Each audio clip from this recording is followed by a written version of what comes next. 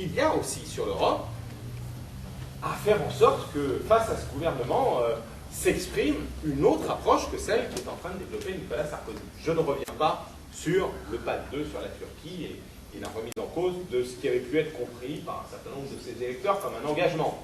Bon, on verra bien comment il finira. Mais, en tout cas, cette affaire de mini-traité, dont on nous dit maintenant que c'est simplement un traité simplifié, nous pose deux problèmes.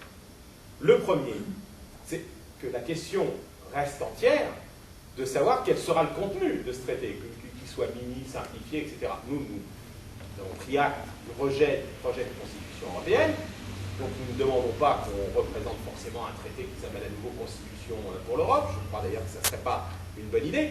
Par contre, nous pensons que tenir compte de ce qui s'est exprimé dans ce vote, moi j'ai fait la campagne du oui, et j'étais farouchement mobilisé pour la ratification d'un traité qui était loin d'être parfait, mais qui était soutenu par les syndicats européens, par les socialistes européens, et qui marquait, malgré ses lacunes, des avancées pour le fonctionnement démocratique, le contenu social de la construction européenne. Mais j'ai quand même aussi entendu ce que m'ont dit beaucoup d'amis qui ont voté non, et qui ne sont pas pour autant devenus anti-européens.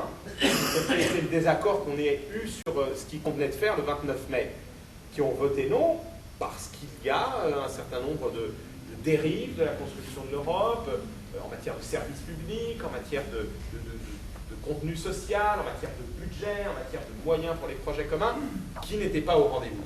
Alors, est-ce que le président de la République, qui s'exprime maintenant au nom de la France et des Français, va tenir compte de cela et demander que dans ce traité nouveau, comme Ségolène Royal le proposait, il y ait un protocole social, qu'il y ait un plan d'harmonisation et de convergence sociale dans cette grande Europe élargie, qu'il y ait des éléments pour lutter contre le dumping fiscal qui encourage les délocalisations au sein de l'espace européen, qu'il y ait les moyens d'une coordination des politiques économiques, d'un gouvernement économique qui s'affirme face à la Banque centrale pour que les politiques de la zone euro soient mises au service de la croissance et de l'emploi.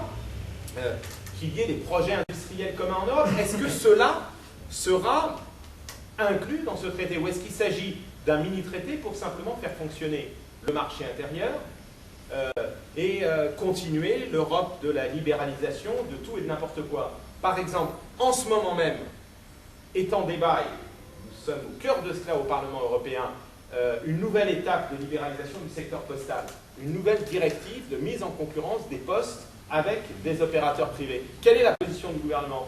On n'a rien entendu. Moi, je connais la position du groupe PPE au sein duquel siège l'UMP au Parlement européen.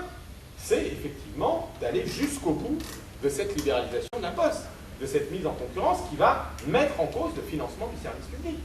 Le prix unique du timbre, le financement des obligations de service public en général, des maintiens des bureaux de poste, etc. Donc là, il y a un premier débat, et c'est au vu du contenu que nous dirons si oui ou non on considère qu'il y a là une position qui est conforme à ce qu'ont exprimé les Français. Mais il y a un problème de principe, de méthode et de démocratie. On ne peut pas dire aux Français, voilà, il y a une réforme européenne, on organise une consultation populaire, un référendum, si vous dites oui, le traité est ratifié, si vous dites non, il est quand même ratifié parce que de toute façon on le fait passer dans cette chambre bleu horizon et dans ce congrès où déjà on a la majorité au Sénat.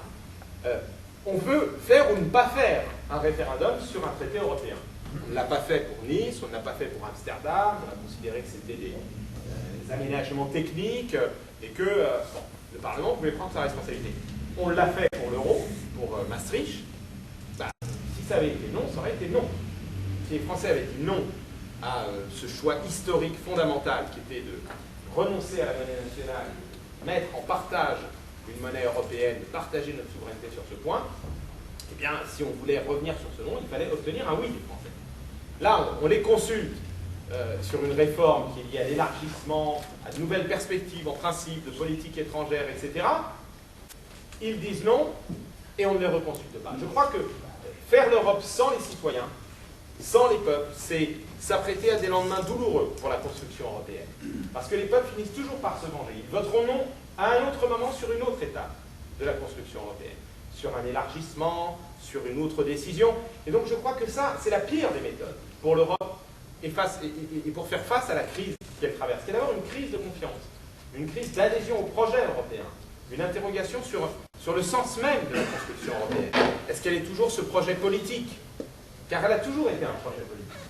Elle s'est faite par le marché commun, elle s'est faite par la politique agricole, elle s'est faite par le charbon et l'acier, mais derrière, il a toujours été clair qu'il s'agissait d'une union politique entre les peuples qu'il a créée, pour garantir la paix, la démocratie, mais aussi pour faire face aux grands enjeux mondiaux auxquels il est préférable de faire face ensemble, pour défendre des valeurs, pour défendre un modèle social.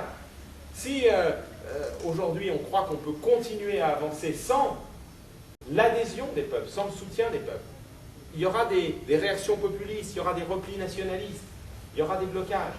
Et la grande question, c'est effectivement, est-ce que cette Europe, et le futur traité en sera un élément, est une Europe qui nous sert à défendre dans la mondialisation d'abord le modèle qui est le nôtre, c'est-à-dire une économie de marché, mais qui est aussi soucieuse de la cohésion sociale, du long terme, du développement durable. Et est-ce que l'Europe nous aide à promouvoir ensemble une régulation de la mondialisation, dans laquelle il y ait demain pas simplement un marché ouvert pour faire circuler les marchandises, les capitaux, la finance, mais dans laquelle il y ait des normes environnementales, des normes sociales, des institutions qui aident à rattraper les écarts de développement entre le Nord et le Sud. C'est cela que les Européens attendent de l'Europe.